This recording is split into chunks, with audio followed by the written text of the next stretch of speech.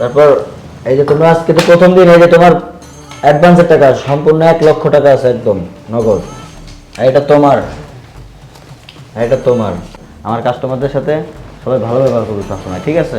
রমজান সাহেব, আরে সাব্বির সাহেব, আপনি হঠাৎ আমার দরজায়, কেমন আছেন আপনি? ভালো আছেন? এই ভালো আর থাকি কিভাবে, এখন ভালো আছি।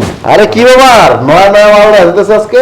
আসলে ভাই ব্যবসা বাণিজ্য খুব ডাউন ছিল, তার কতদিন এভাবে চলবো। আজকে সব নতুন কালেকশন আছে, দেখেন কোনটা পছন্দ হয়। নতুন কালেকশন? সব নতুন। সত্যি তো, সবই তো ইনটেক নতুন কালেকশন। আমার তো এই মালটাই ভালো লাগছে, ছোট মোটো আছে ভাই। লইলেন, আপনার তো আবার এখানে হবে না, আপনার বাসায় যেতে হবে, তাই না? আপনি আবার বিজনেসম্যান বড়। মালটা দেখতে খুব সুন্দর, বুঝছেন? আচ্ছা ঠিক আছে, কত দিতে হবে বলেন? ভাই জানেন তো ব্যবসার যে পরিস্থিতি, আপনার টাকা পয়সা আছে, আপনি একজন মালকিন মানুষ, একদম 10,000 টাকা। এটা ঠিক বলছেন, টাকা পয়সা সবসময় আমার সাথেই থাকে। টাকা 10,000 সমস্যা নাই, দিয়ে দিতেছি। 1 2 3 4 5 6 7 8 9 10। এই যান, পাক্কা 10,000 টাকা আছে। আর গোনা লাগবে না আমার এটা। মাল কিন্তু আমার এটা লাগবে ভাই। হ্যাঁ শোন, এটা কিন্তু আমার রেগুলার কাস্টমার, একে ভালোভাবে খুশি করবি। Okay. ঠিক আছে সাব্বির ভাই, আচ্ছা ভাই, আবার আসবেন কিন্তু।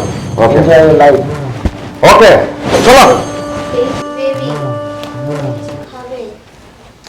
এটা তো রাত্রে খাবো, এখন কি খাওয়াবি?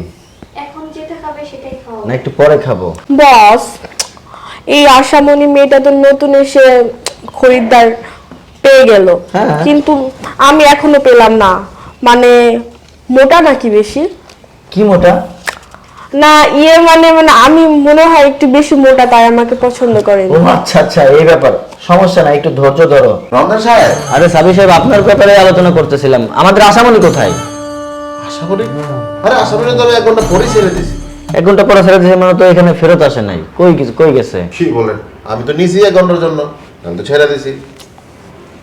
কেন এখন আসে নাই? না না, ও তো এখানে আসে নাই। তাহলে কোথাও গেছে, বলে আসবে। আচ্ছা, আরে আমার তো এখন এইটার পছন্দ হয়েছে। আপনার পছন্দ হয়েছে, আপনি লয়ে যান, সমস্যা কি? আরে সমস্যা নাই, মালটা তো জোশ আছে। 15,000 দিব, সমস্যা নাই। 15,000 দেখছোস? আচ্ছা ঠিক আছে, আচ্ছা ঠিক আছে, চলো যাও। বেবি, আমাদের এনজয় করা যাক, চলো। জান, বলো। আজকে তো তুমিও একা আমিও একা, তো আমাকে সময় দিতে হবে না? চলো। চলো তাহলে। বাইরে যেতে রাজি। হাই রমজান সাহেব, কি খবর? সাবি সাহেব, হ্যাঁ, আপনি কি কাজগুলো ঠিক করছেন? কেন আমি আবার কি করলাম? আপনি 2টা দিন 2টা মেয়ে নিয়ে গেছেন আমার এখান থেকে, একটা মেয়ে আমার এখানে ফেরত আসে নাই।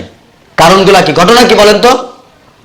না তো, আমি কিন্তু আপনার বিরুদ্ধে ব্যবস্থা নিব, ভুলে যাবেন না কিন্তু। আপনি আমার মেয়েগুলোকে কি করতেছেন নিয়ে? আপনি আমার ব্যবসা লাল বাতি জ্বালানো শুরু করছেন, নিজে ব্যবসা শুরু করছেন। আরে না না থামেন, এইগুলা বলবেন না। দেখেন আমি কিন্তু আপনার একজন ঘনিষ্ঠ কাস্টমার। হ্যাঁ ভাই, অত কথা শুনতে চাই না, ঠিক আছে? আমি আপনাকে আর কোনো মেয়ে দিতে পারবো না।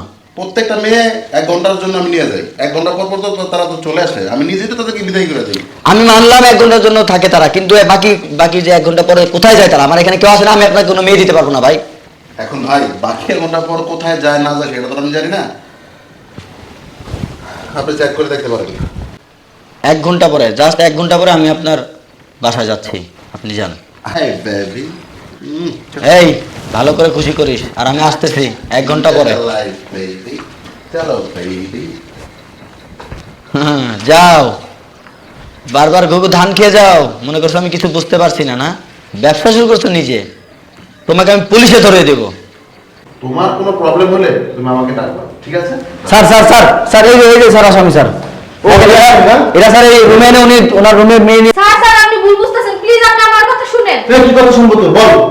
এই আপনি বলছেন কাকে? হ্যাঁ আমাকে বলছেন? আমাকে কে বানাইছে? আমাকে তো আপনিই বানাইছেন।